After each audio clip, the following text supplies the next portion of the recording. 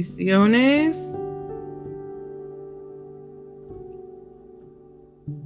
Bienvenidos hoy, 21 de noviembre del 2025. Vamos a iniciar en el estudio de esta semana con el libro de los jueces.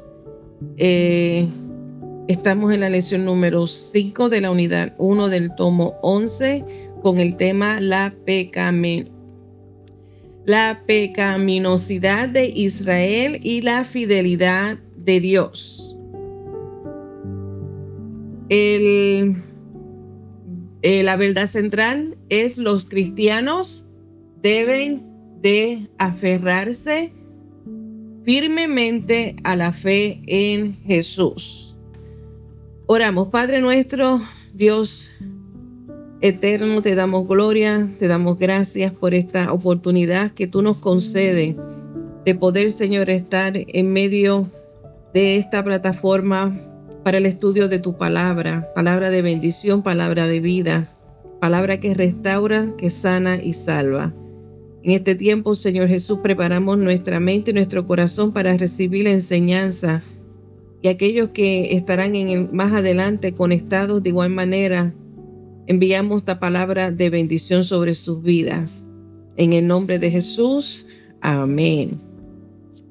Ya les mencioné que hoy comenzamos en esta unidad con el libro de los jueces. El versículo clave nos dice a nosotros un consejo. El escritor de Hebreos capítulo 3 verso 12 dice: mirad, hermanos, que no haya en ninguno de vosotros corazón malo de incredulidad para apartarse del Dios vivo.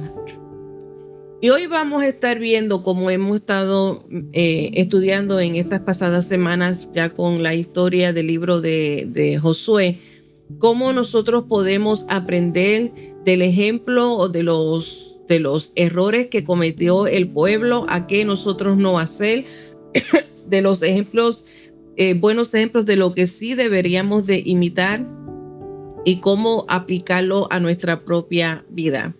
En el libro de los está empezando la piquiña. En el libro de los jueces vamos a estar viendo cómo inicia este ciclo vicioso, la cual se caracteriza mucho el libro. Vamos a estar tratando en el capítulo 2 y el capítulo 3 de jueces, así es que si está en un lugar tranquilo donde tiene la oportunidad de buscar en su Biblia o buscar en su teléfono, en su aparato digital que pueda tener acceso a la palabra del Señor, pues así se une con nosotros. Si no, si está manejando, está trabajando y solamente puede escuchar, pues también así sea. Así que le damos gracias por conectarse. Estamos aquí representando a la iglesia El Calvario, que pastorea el reverendo Osvaldo Torres y Abigail Torres. Así que comenzamos con esta primera parte. En el capítulo 2 del libro de jueces hay unos versículos que voy a estar leyendo así por encimita, pero como siempre les aconsejo que lean la porción completa antes y después para tener el concepto completo de lo que se está hablando. Versículo 8, 10, 11, 14 y 13 son los que le voy a estar dando lectura para esta primera parte. Cómo habla acerca de la rebelión o cómo Israel se rebela. Jueces capítulo 2, 8 dice: pero murió Josué, hijo de Num, siervo de Jehová, siendo de 110 años. Verso 10: y toda aquella generación también fue reunida a sus padres, y se levantó después de ellos otra generación que no conocía a Jehová, ni la obra que él había hecho por Israel. 11. Después los hijos de Israel hicieron lo malo ante los ojos de Jehová y sirvieron a los Baales. 14. Y se encendió contra Israel el furor de Jehová, el cual los entregó en manos de robadores que los despojaron y vendió en mano de sus enemigos de alrededor, y no pudieron ya hacer frente a sus enemigos. 15. Por donde quiera que salían, la mano de Jehová estaba contra ellos para mal, como Jehová había dicho y como Jehová se lo había jurado, tuvieron gran aflicción. Un repaso rapidito. Entendamos para caer bien en el ambiente donde se desarrolla esta historia y cómo es que tiene cómo es que la historia tiende a tornarse muy diferente. Entendamos que bajo el liderazgo de Moisés, esa generación había ya muerto, y todos los que tenían 21 años para abajo fueron los que comenzaron a trabajar bajo el ministerio de Josué. En esta ocasión estamos ya viendo que una vez que Josué muere, no tan solamente muere él, sino que muere toda esa generación que estuvo ministrando bajo el liderazgo, que estuvo sirviendo bajo el liderazgo de Josué, que ellos se habían comprometido, aunque ellos no habían vivido de esa forma tan personal como sus antepasados, sino que ellos tuvieron su propia experiencia y ellos habían determinado y se habían comprometido a servir al líder bajo el liderazgo de Josué, y donde muchos de ellos hasta dijeron: aquel que se oponga o no quiera, lo eliminamos. En esta ocasión, ya una vez que Josué muere toda esa nueva generación, y la que se levanta es otra generación que ya ni siquiera habían conocido las experiencias de sus antepasados, o sea, los que estaban bajo el ministerio o el liderazgo de Moisés. Esta tercera generación, que estamos hablando por ponerlo en este orden de la historia, es que esta otra generación ahora enfrentando nuevos desafíos, nuevas experiencias, es un grupo diferente, la cual Dios está ahora para trabajar. Y esto es importante que lo hagamos énfasis para poder entender así cómo es que vemos el inicio de la revelación o cómo Israel se revela, porque estamos hablando de otra nueva generación. Así que como vamos a estar viendo hoy en la lección, a lo largo de este estudio que estaremos haciendo con el libro de Jueces, notamos que no pasa mucho tiempo antes de que el pueblo de Israel rompa sus compromisos solemnes que habían hecho. El pacto que hacen con Moisés una vez que Moisés transfiere la autoridad a Josué. El pacto que hace el pueblo, esta generación, con Josué, como hablamos la semana pasada, de que ya al finales de sus días, él convoca al pueblo, él convoca a los líderes para que tomen la decisión si van a servir a Jehová o no, a que recuerden las enseñanzas, a que recuerden las instrucciones, a que recuerden el pacto que habían hecho bajo el liderazgo de Moisés. Esta nueva generación promete obedecer y someterse a Dios, y ahora estamos viendo que no pasó mucho tiempo después de la muerte de Josué, después de la muerte de esta generación que sirvió bajo Josué, los antepasados de esta nueva generación, una vez que ya hayan fallecido, cómo es que el pueblo rompe o se olvida de ese compromiso que una vez hicieron. Así que en lugar de permanecer fieles al pacto, ellos se alejaron cada vez más y más de Dios. Mas, sin embargo, vemos a través de la historia, aquellos que están familiarizados del libro de los Jueces, vemos cómo la misericordia de Dios se manifiesta, porque a pesar de que las generaciones que se levantaban seguían apartándose, tomando la decisión, apartarse de Dios, olvidarse del pacto, aún así Dios en su misericordia levantaba a un juez para que ayudara al pueblo a seguir por el camino correcto, viviendo de vida correcta, como a Dios le agradaba. Así que nosotros mirando la historia así y analizándola, podríamos de igual manera aplicarla a nuestra propia vida y podríamos aprender de esos errores peligrosos, de esos errores críticos que cometieron el pueblo de Israel. ¿Para qué? Para que nosotros lo evitemos, para nosotros no caer en el mismo ciclo vicioso de la cual ellos cayeron y vivieron. Hay una palabra, bueno, en la palabra de Dios encontramos un sinnúmero de consejos. La palabra de Dios es nuestro libro de instrucciones. Así como al pueblo de Israel se le dejaron esas instrucciones que fueron transmitidas, Dios se las transmitía a Moisés, Moisés se las transmitía al pueblo. De ahí, una vez que toma el liderazgo, Josué es transmitida al pueblo y es una orden que se le da para que cada padre se la transmita a su próxima generación. Esa misma responsabilidad cae sobre nosotros, la iglesia de hoy día, de nuestra responsabilidad llevar y criar a nuestros niños en la palabra de Dios, enseñarlas, instruirlos en la palabra de Dios para así cuando lleguen a esa edad, esa nueva generación que se levante, tengan ellos sus propias experiencias, sean ellos los que tomen la decisión y hagan ese pacto de servir y obedecer a Dios, porque esto es todo un asunto individual.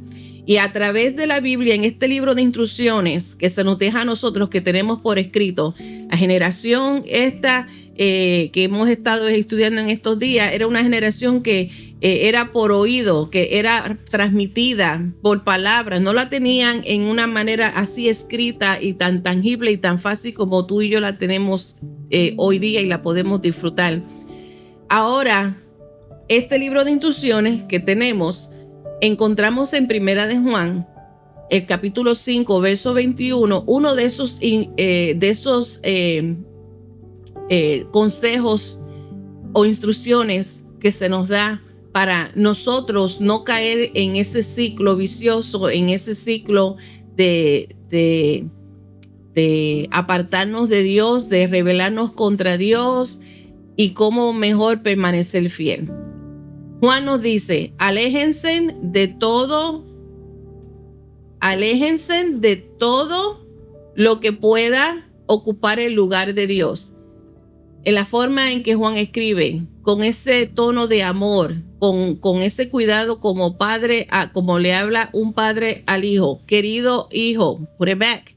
Querido hijo, queridos hijos, aléjense de todo lo que pueda ocupar el lugar de Dios en el corazón. Cada uno de nosotros sabemos qué puede hacer que nuestro corazón se contamine o pueda ocupar el lugar que le pertenece a Dios, pueda aquellas cosas que puedan alejarnos de Dios. Cada cual de nosotros somos responsables de cuidar de nuestra propia conducta, aquellas cosas que pueden afectar y alejarnos de Dios. Con el tiempo, los israelitas comenzaron a adoptar las prácticas de adoración pagana y las acciones del pueblo es lo que enfureció o llevó esa ira justa de Dios hacia ellos. Hay cosas que para nosotros, tal y como Juan, el apóstol Juan nos aconseja de que nos cuidemos, de que nos alejemos de aquellas cosas que pueden ocupar el lugar de Dios. Hay cosas que fácilmente nosotros podríamos hasta cometer el mismo error que tanto acostumbramos a señalar y a criticar del comportamiento del pueblo de Israel, de su constante revelación, aún de los discípulos de Jesús que muchas veces son criticados cuando Jesús lo corrigió y dice, ¿cuántas veces yo tendré que recordárselos a ustedes? ¿Cuántas veces tendré que repetirles la misma cosa? Y es porque nosotros de igual manera podemos cometer el mismo error, de igual manera podemos olvidarnos o podemos caer en esa trampa, porque pueden haber cosas que parecen inocentes, pueden haber situaciones, pueden haber relaciones, pueden haber costumbres que a primera vista parecen inocentes, parecen que no tienen ningún efecto en nosotros, pero poco a poco estas cosas pueden encontrar cabida. Recuerda que el enemigo solamente necesita una brecha, una puerta pequeña, un espacio pequeño para él introducir en nosotros pensamientos de error, pensamientos de duda, pensamientos que nos puedan alejar de Dios y hasta convencernos, así como esa misma estrategia que utilizó el enemigo allá en el huerto de Edén, en distorsionando las verdades de Dios, distorsionando las órdenes de Dios, y cómo apeló fácilmente al yo de la primera mujer y del primer hombre, cómo es que cayeron fácilmente en esas trampas o ese engaño del enemigo. Todos podemos correr el mismo error, y por eso es importante que seamos diligentes. Este llamado que se nos hace a ser diligente, a tener mucho cuidado y no permitir que nada ni nadie ocupe el lugar que solamente le pertenece a Dios. Procurar no caer en esa trampa, así como el pueblo de Israel comenzó poco a poco a alejarse de Dios, comenzó poco a poco a aceptar y a incluir dentro de su adoración aquellas prácticas paganas que terminaron enfureciendo a Dios. Y como resultado, la protección que Dios había prometido a ellos la alejó. Como resultado de ese pacto, porque Jehová le había prometido de esa misma manera, mientras fueran obedientes iban a ser bendecidos y la bendición de Dios estaría con ellos. Y como hablamos en las semanas anteriores, cómo es que el favor de Dios, las victorias sobrenaturales que Dios le otorgaba al pueblo de Israel, mientras ellos obedecieran al pie de la letra todo lo que habían sido instruidos. Ahora Jehová cumple su palabra diciendo: si se rebelan, si desobedecen, entonces yo quitaré mi favor, entonces yo alejaré mi protección, entonces no voy a estar de su lado. Y Dios eliminó tal y como le había prometido en ese versículo 15 del capítulo 2. Y como consecuencia, que yo pude ver, capítulo 2 de Jueces, el versículo 15. I don't have it here. Por donde quiera que salían, la mano de Jehová estaba contra ellos para mal, como Jehová había dicho, y como Jehová se lo había jurado, tuvieron gran aflicción. Así que como consecuencia de esa desobediencia es que Dios aparta su mano de protección y cumple entonces así su pacto. Vamos a ver, y te quiero leer, puedes seguirlo en tu Biblia si la tienes a la mano, el resto del capítulo. Jueces capítulo 2, el verso 16 al 23. Te quiero dar toda la lectura para que veamos cómo se inicia este ciclo vicioso. Y dice: Jehová levantó jueces que los librasen de manos de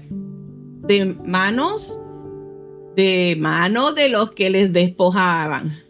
Ok. Pero tampoco oyeron a sus jueces, sino que fueron tras dioses ajenos, a los cuales adoraron. Se apartaron pronto del camino en que anduvieron sus padres, obedeciendo a los mandamientos de Jehová. Ellos no hicieron así. Y cuando Jehová les levantaba jueces, Jehová estaba con el juez y los libraba de mano de los enemigos todo el tiempo de aquel juez, porque Jehová era movido a misericordia por sus gemidos a causa de los que los oprimían y afligían. Mas acontecía que al morir el juez, ellos volvían atrás y se corrompían más que sus padres, siguiendo a dioses ajenos para servirles e inclinándose delante de ellos, y no se apartaban de sus obras ni de sus obstinado camino. Y la ira de Jehová se encendió contra Israel y dijo: por cuanto este pueblo traspasa mi pacto que ordené a sus padres y no obedecen a mi voz, tampoco yo volveré más a arrojar de delante de ellos a ninguna de las naciones que dejó Josué cuando murió, para probar con ellas a Israel si procurarían o no seguir el camino de Jehová, andando en él como lo siguieron sus padres. Por esto dejó Jehová a aquellas naciones sino arrojarlas de una vez, y no las entregó en mano de Josué. Así como les expliqué al principio, de que tuviéramos en mente el ambiente o el grupo de personas en la generación de la cual estamos tratando, también es importante notar este detalle que muchas veces puede pasar desapercibido, porque si ya Jehová le había dado la promesa de que la tierra prometida ya era de ellos, ya tenían las instrucciones específicas bajo el liderazgo de Josué, hicieron mucho y sabías tú que podían haber hecho más. Pero Dios, en su infinita soberanía, sabe lo que hace y tiene propósito en todo lo que hace. No le permitió, bajo el liderazgo de Josué, al resto del pueblo ocupar toda la tierra. Dios permitió que enemigos continuaran todavía vivos y en el área, en la región, y no permitió que fueran todos vencidos bajo el ministerio o el liderazgo de Josué. El propósito por la cual Dios lo quiso así, porque vimos ya a los 110 años él murió. Para aquel tiempo eso era considerado básicamente una edad joven. Antes del diluvio las personas obviamente vivían más tiempo. Después del diluvio pues entonces vinieron a bajar más en la edad, pero aún así, comparado a nuestros días, esos años eran años robustos, eran años donde todavía tenían la fuerza, donde Dios también se podía manifestar. Así que a la edad de los 110 años, que parece mucho, la realidad es que Dios podía aún trabajar y quizás concederle más tiempo a Josué, pero no lo permitió así, no lo quiso así, sino que Dios permitió que bajo el liderazgo de Josué no se eliminara por completo todas las naciones paganas de la tierra. Y el propósito de esto es para Dios seguir trabajando de manera personal con esta nueva generación. Era para probar si realmente esta nueva generación permanecería fiel a Dios y a ver si ellos aprendían de sus antepasados, de las historias que habían escuchado de sus antepasados, de cómo Dios ha trabajado con el pueblo de Israel desde la salida de Egipto, cómo Dios obró y las victorias que le concedió, cómo es que ellos habían llegado hasta allí en aquel momento. Así es que el propósito de Dios de haber no permitido que todo fuera conquistado mientras Josué viviera era precisamente para que todos tuvieran esa experiencia. El versículo 22 del capítulo 2 de Jueces, quiero comenzar con el 21. Dice: tampoco yo volveré más a arrojar de delante de ellos a ninguna de las naciones que dejó Josué cuando murió. Más adelante, más arriba de esos versículos, hace la mención específicamente de cuáles naciones se refiere. En el verso 2 está el propósito: para probar con ellas a Israel si procurarían o no seguir el camino de Jehová, andando en él como lo siguieron sus padres. Esa misma propósito se repite 3 veces más en el capítulo 3 de Jueces, y te quiero leer el versículo 1 y el versículo 4. Estas pues son las naciones que dejó Jehová para probar con ellas a Israel, a todas aquellas que no habían conocido todas las guerras de Canaán. Verso 4: y fueron para probar con ellos a Israel, para saber si obedecerían a los mandamientos de Jehová que él había dado a sus padres por mano de Moisés.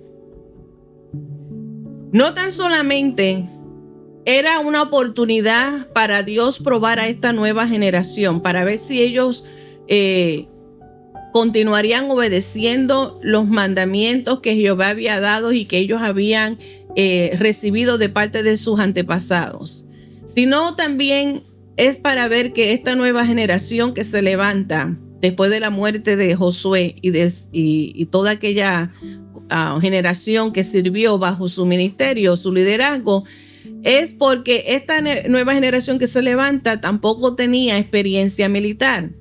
Tampoco habían tenido, por eso dice en el verso 1 del capítulo 3, Jehová las dejó para probar con ellas a Israel, a todos aquellos que no habían conocido todas las guerras de Canaán. O sea que ellos ni siquiera habían experimentado, no tenían esa preparación militar, por lo tanto ellos tenían que aprender, no tan solamente por ellos mismos, el adiestramiento militar, la preparación para que ellos también trabajaran y ellos también entraran a la guerra y ellos también conquistaran. O sea que tampoco se le va a dar todo en un plato de plata, no todo se le va a dar ahí a la mano. Ellos también tenían que trabajar y tenían que vencer a sus enemigos y cumplir con las instrucciones que se habían dicho.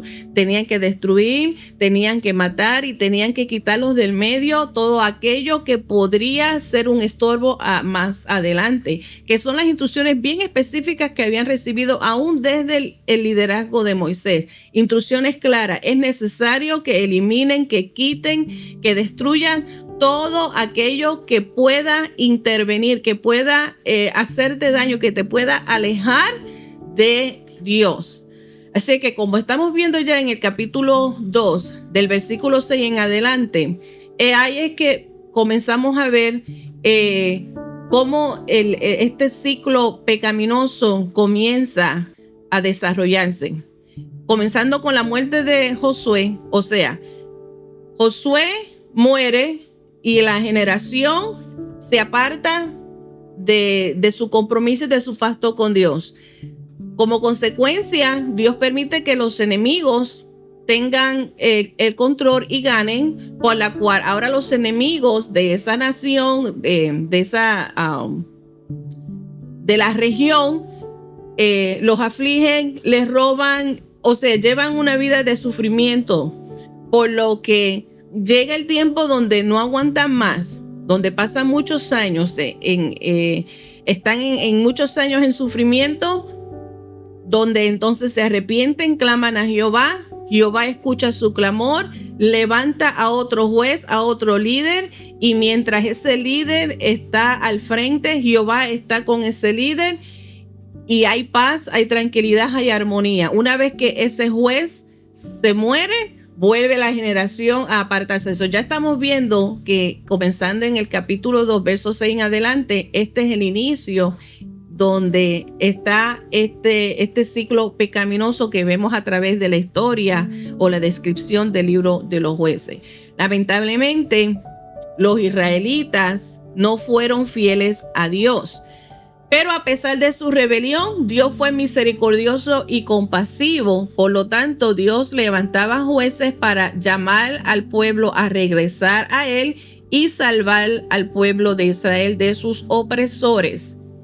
Aunque el pueblo no siempre escuchó a los jueces, en el versículo 16 y 17 del capítulo 2 de Jueces, lo estamos viendo, esa obstinada, empeñada actitud de estos israelitas. Y Jehová levantó jueces que los librasen de las manos de aquellos que los despojaban, pero tampoco ellos oyeron a sus jueces, sino que se fueron tras sus dioses ajenos, los cuales adoraron y se apartaron pronto del camino que anduvieron sus padres, obedeciendo a los mandamientos, desobedeciendo a Dios, yendo en contra de lo que habían sido instruidos, y ellos se volvían atrás y se corrompían. Lo triste y la tragedia de este comportamiento de estas generaciones es que la próxima generación que se apartaba, que se levantaba y se apartaba de Dios, terminaba siendo peor. Continuaban pecando aún más. La intensidad, su rebelión era aún peor. Y la próxima generación, Dios levantaba un juez, eran liberados de la opresión de sus enemigos. Llega el momento donde ellos vuelven y se apartan y siguen comportándose mal, haciendo aún más la indiferencia y la rebelión. Pero aún cuando vemos esa intensidad de desobediencia y rebelión, vemos la misma manera como el amor de Dios es aún más intenso, la misericordia de Dios es aún más intenso, que la gracia de Dios para ti y para mí hoy día es más intenso. El pueblo de Dios obstinadamente eligió buscar en otras partes las bendiciones que ya Dios le había prometido. Ellos decidieron dejar lo que tenían, las bendiciones de Dios, para ir a buscar en los dioses falsos, a buscar algo que ni los dioses podían darle. Muchas veces también la humanidad, que el mismo empeño de permanecer en el pecado, del mismo empeño de vivir alejados de Dios, en rebelión contra Dios, buscando buscando por sus propios medios, sus propias fuerzas, por sus propias decisiones, la solución o el proceso de su vida, buscándolo por su propio sentir. ¿Cómo es que tenemos la misma o corremos el mismo peligro que el pueblo de Israel, donde todavía hay gente obstinada, hay gente decidida, determinada a seguir viviendo alejados de Dios, de seguir viviendo a su propia manera, donde rechazan lo que ya Dios, por su misericordia y por su bondad, nos brinda a nosotros para bendecirnos, lo que ya Dios ha otorgado para nosotros, y es la salvación y el perdón de nuestros pecados gracias al sacrificio vivo de su Hijo amado en la cruz del Calvario. Ese regalo tan maravilloso, esa bendición tan excelente, tan gloriosa, que ninguno de nosotros podríamos hacer, algo que nos tocaba a nosotros hacer, pero Dios en su gran infinita misericordia levantó a nuestro Señor Jesucristo en aquella cruz para darnos a nosotros el perdón, para darnos a nosotros salvación. Y el pueblo de Israel de esa manera de indiferente vivían. Es lo mismo que vivimos desafortunadamente en el día de hoy. Personas que rechazan, personas que quizás no podrán entender cómo es posible que se actúen de esa manera, pero analiza qué tipo de vida estás viviendo tú. ¿Estás viviendo de la misma manera en que esta generación que no conocía a Dios, que no tuvo su experiencia? Todos nosotros hemos de tener nuestra propia experiencia con Dios. Esto de la salvación es un asunto, es una decisión personal que todos nosotros tenemos que tomar. O aceptamos a Jesús como nuestro Salvador y creemos en esa obra redentora, o lo rechazamos y seguimos viviendo a nuestra manera. Todos tenemos que tomar esa decisión. Continuamos entonces en el capítulo 3, en esta última o segunda parte. Vamos a ver, ya hemos visto cómo en el capítulo 2 de 6 en adelante, cómo es que se presenta y cómo inicia este siglo pecaminoso. Y ahora vamos a ver en el capítulo 3 a este primer juez que levanta a Dios. Porque una vez que Josué muere, Dios le da la victoria al enemigo. Tienen 8 años en cautiverio, en opresión. Aquí se arrepienten, claman. Dios levanta al primer juez llamado Otoniel. Y mientras Otoniel está vivo, hay paz. Él muere y comienza el ciclo vicioso. Pero se los leemos en el capítulo 3, los versos del 7 al 11, que dice: hicieron pues los hijos de Israel lo malo ante los ojos de Jehová, y olvidaron a Jehová, su Dios, y sirvieron a los Baales y a las imágenes de acera. Y la ira de Jehová se encendió contra Israel y los vendió en manos de Cushan-Risataim, rey de Mesopotamia. Y sirvieron los hijos de Israel a Cushan-Risataim 8 años.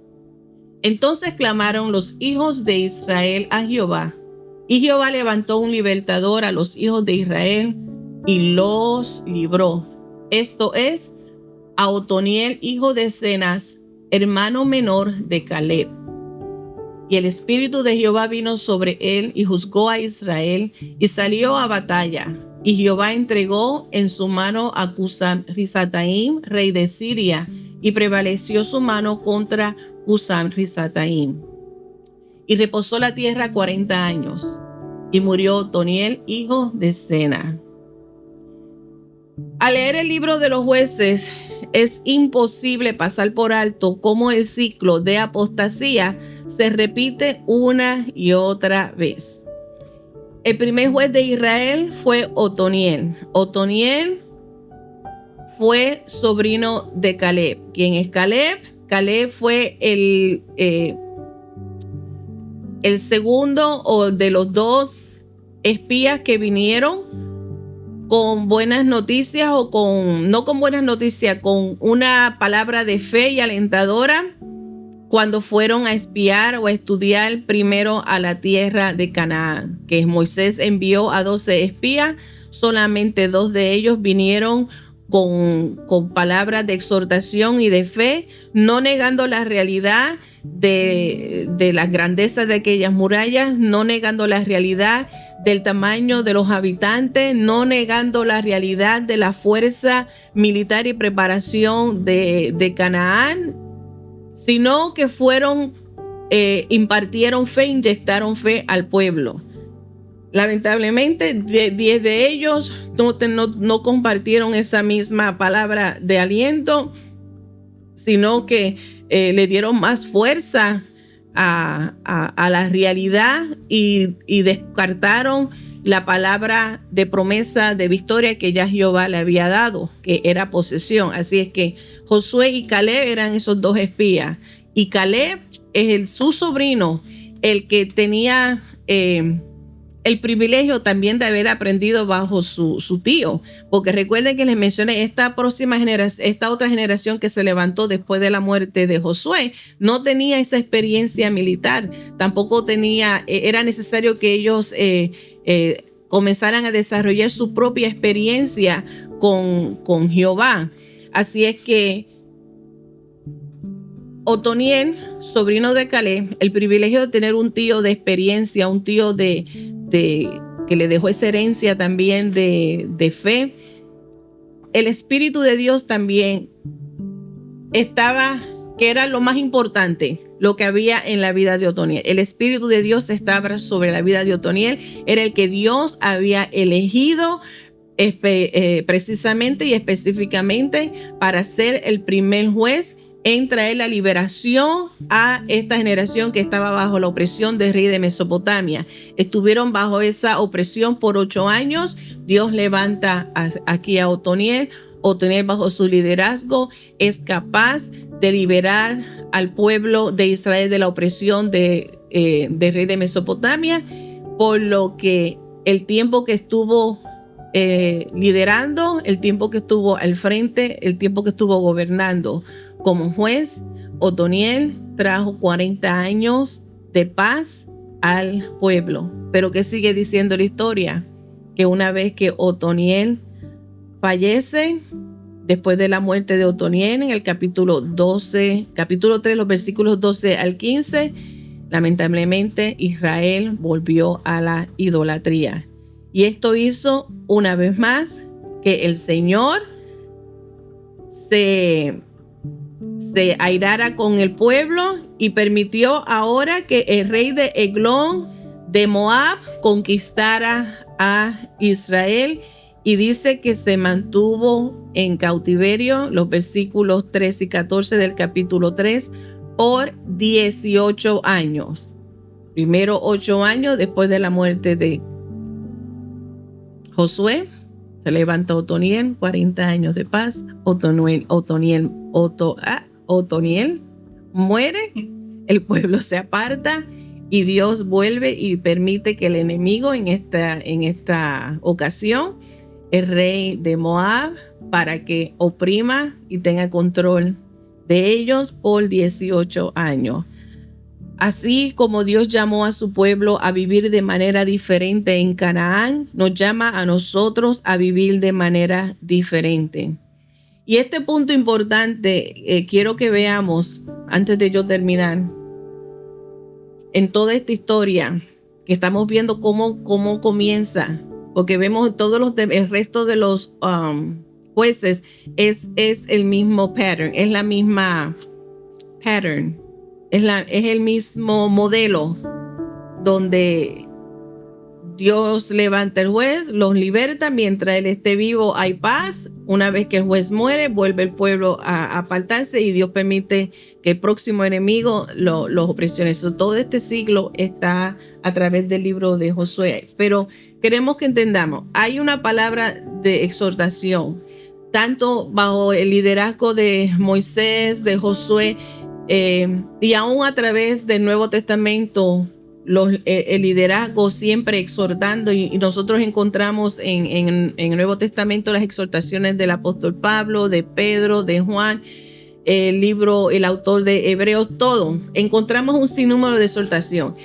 Cuando nosotros pensamos o estudiamos bien, entendemos el concepto de lo que es la exhortación en la Biblia, el verdadero significado, el impacto de la exhortación en la sociedad antigua, no era solo un acto de aliento, no era solamente decir esas palabras como la vemos con frecuencia en el libro de los jueces: esfuérzate y sé valiente, no temas ni desmaye. O esas palabras de exhortación que el apóstol Pablo le dijo a Timoteo: no dejes que esa llama, ese avivamiento se apague. Ten cuidado, la palabra que leímos en la primera carta de Juan, el capítulo 5, cómo cerró ese capítulo diciendo que nos guardemos, que nos cuidemos, que nos alejemos de aquellas cosas que pueden ocupar el lugar de Dios. O sea, estas exhortaciones no son simplemente unas palabras bonitas, unas palabras de motivación, unas palabras para darnos aliento, sino también estas palabras de exhortación en la antigüedad, como también nos sirve para nosotros hoy día, es un llamado al deber moral. Las personas eran exhortadas a obedecer a Dios y a vivir de acuerdo con sus mandamientos. Ese era un llamado, era un confrontamiento, algo serio para aplicarlos a su vida. Y esto sigue siendo muy cierto para nosotros como iglesia. Nosotros hemos sido rescatados por Jesús, y esa exhortación continua que encontramos en la palabra de Dios no es para que nos sintamos bonitos, es para entender que lo que hizo Cristo en la cruz del Calvario por nosotros es una cosa seria. Y este consejo que podemos aplicar a nuestras vidas son dos que se las puedo dar. El mismo consejo en las exhortaciones, o lo que involucraba en cuanto a la exhortación que se le daba continuamente al pueblo de Dios por medio de su liderazgo. Número uno, para nosotros, para que nos apliquemos a nosotros hoy día, es resistir la atracción de la rebelión y la idolatría. O sea, aquellas cosas que pueden apartarnos de Dios, aquellas cosas que nos pueden alejar de Dios. El pecado endurece el corazón del hombre. El pecado oscurece la mente del hombre. Y esto es lo que hace que se aleje de Dios y se rebele contra Dios. Por tanto, tengamos mucho cuidado con jugar con el pecado, de coquetear con el pecado. Y pecado es dejar de hacer aquello que ya Dios ha ordenado. Eso es pecado. No nos limitemos al pecado, a los clásicos y a los más externos. Hay pecados que son internos también. Pecado del orgullo, el pecado de la murmuración, el pecado de los celos, de la envidia, de la gritería, de tantas cosas que podemos ver también en el libro de Gálatas, creo que es el capítulo 5, donde hay unos ejemplos de lo que son las obras de la carne. Hay muchas cosas que pueden endurecer nuestro corazón y llevarnos a rebelarnos contra Dios. Así es que tengamos cuidado de resistir la atracción. Hay cosas que quizás para una persona no afecten, pero para otra sí. Tengamos cuidado en cuanto a la idolatría. Sí, en nuestra cultura occidental, por lo general, la mayoría de las personas, la idolatría no está basada a una imagen tallada en piedra o en madera. No son ídolos literales, Pero sí hay cosas y hay personas que pueden tomar el lugar de Dios, que pueden tomar el lugar como un ídolo y quitarle el lugar de Dios en nuestras vidas. Por tanto, esta es la advertencia que también nos aplica a nosotros como iglesia. Resistir la atracción de la rebelión y la idolatría. Y quiero dejarte 2 de Corintios capítulo 4, versos 16 al 18 también como consejo. Por tanto, no desmayamos. Antes, aunque nuestro hombre exterior se va desgastando, el interior no obstantemente se renueva de día en día. Porque esta leve tribulación momentánea produce en nosotros uno cada vez más excelente y eterno peso de gloria. No mirando nosotros las cosas que se ven, sino las que no se ven, pues las cosas que se ven son temporales, pero las que no se ven son eternas. Resiste la atracción de la rebelión y la idolatría. No desmayes, mantén en mente esta palabra, este consejo, esta exhortación. Estas cosas que vivimos hoy día son temporales, comparado al gran peso de gloria, comparado a la promesa que Dios ha dejado para nosotros por medio de nuestro Señor Jesucristo de tener una vida eterna. No nos desanimemos, no nos dejemos atraer y enamorar por aquellas cosas que pueden, al fin y al cabo, alejarnos de Dios y hacernos daños y separarnos de Él. Y el segundo consejo o la exhortación que aplicar a nuestra vida, usando este ejemplo del pueblo de Israel en su rebelión constante en el libro de los Jueces, es elegir. Es tu decisión, es mi decisión. Elegir a seguir a Dios fielmente, a seguir al Señor fielmente. En la iglesia y en nuestras relaciones personales debemos alentar y animarnos mutuamente con amor y sabiduría, recordándonos unos a otros constantemente nuestro llamado a seguir a Cristo y a vivir de una manera que le agrade a Dios. Animarnos unos a los otros, orar unos por los otros, ayudar a llevar las cargas unos por los otros, a determinar cada día, todos los días, decidir tomar la cruz y seguir fielmente a Dios. Hebreos capítulo 10, verso 23 al 25. Esta palabra de exhortación dice: mantengámonos firmes sin fluctuar la profesión de nuestra esperanza, porque fiel es el que prometió. Y considerémonos unos a otros para estimularnos al amor y a las buenas obras, no dejando de congregarnos como algunos tienen por costumbre, sino exhortándonos, y tanto más cuanto veis que aquel día se acerca. Dios te bendiga, Dios te guarde. Gracias por acompañarnos. Bendecimos a todos que están conectados. Los bendigo a todos en el amor del Señor. Y esperamos que esta palabra encuentre cabida en nuestros corazones, que meditemos en esta palabra de exhortación que podemos recibir y que continuemos exhortándonos unos a otros. Aún si es necesario, darnos mutuamente palabra de corrección como estímulo, sean palabras llenas de amor, sean palabras llenas de sabiduría. Y utilicemos siempre la palabra de Dios para hablar con esa autoridad y esa gracia, con la inspiración del Espíritu Santo y no basado en nuestras emociones y en nuestras palabras humanas, que muchas veces terminan haciendo más daño. Y la intención de esta exhortación es que nos alentemos unos a otros, que mutuamente nos ayudemos a seguir creciendo, y más que estamos en los últimos tiempos.